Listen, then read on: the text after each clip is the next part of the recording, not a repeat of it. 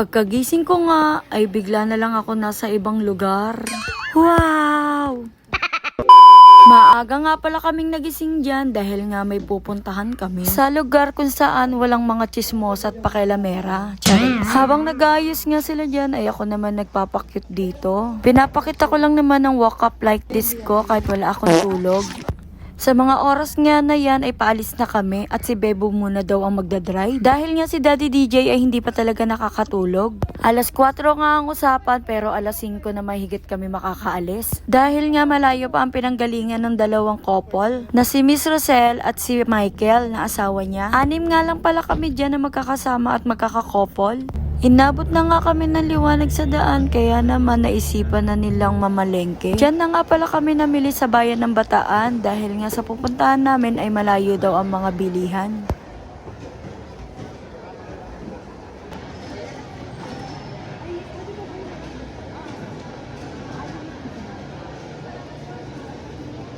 Halata na ngang malapit na kami sa pupuntahan dahil ang palatandaan nga nila ay malubak-lubak talagang daan. Si Daddy DJ na nga ang nag-drive dahil nga inaantok na rin tong isa, kaya nakatulog na siya talaga. Bumaba na nga pala kami ng sasakyan dyan dahil nga lilipat kami sa bangka. Dahil nga yung pupuntahan namin ay tawid dagat.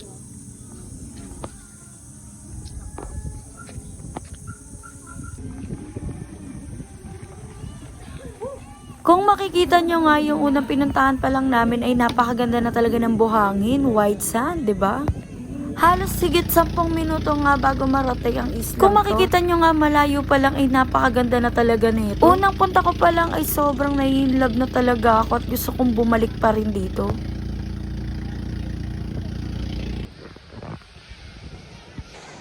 Grabing ganda, sobrang ganda.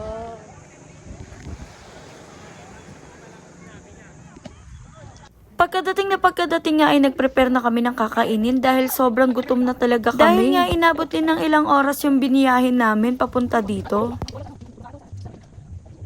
At pagtapos nga niyan ay hindi na kami nag-aksaya ng oras para magmahal-mahalan dito. Na para bang akala mo talaga sweet at hindi nag-aawa. Sinusulit na rin niya yung mga oras na yan na masaya pa ako dahil kapag nakakita ko ng sexy dyan, totopakin na ako. Chares. Sabi ko nga sa kanya dyan ay sa akin lang dapat ang mga mata niya, hindi sa iba. Dahil pag nakita ko na palingon siya at napatingin sa iba ay talagang uwian. Dahil sayang naman ang pinaghirapan sa pagpapayat kung sa iba ka naman magagandahan.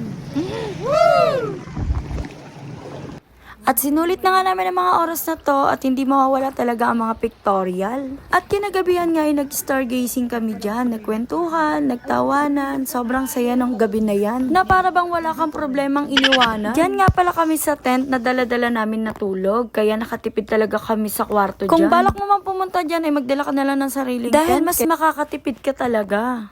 Day 2 naman ay nag-island hopping naman kami bago umuwi. Halos inabot nga ng 30 minutes yung biyahe namin papunta sa kabilang island. Sobrang saya, tiniisip ko nga na sana wag na munang matapos yung araw sobrang na yan. Saya ng banding at magandang experience talaga. Nasabi ko nga ay babalik talaga kami dito at kasama ko naman ang mga anak ko.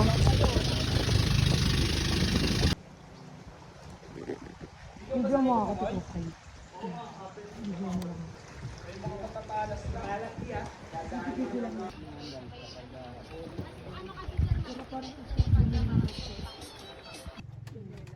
Mahal po yan. Man. Masarap to kung may suka. Papatikim ko kay Rosel. Hanggang dito na lang ang aking voice over voice. Huwag niyo na rin palang kalimutan i-like at i-share ang aking video dahil namimili ako ng mga lucky sharers. Yun lang. Thank you for watching. Bye!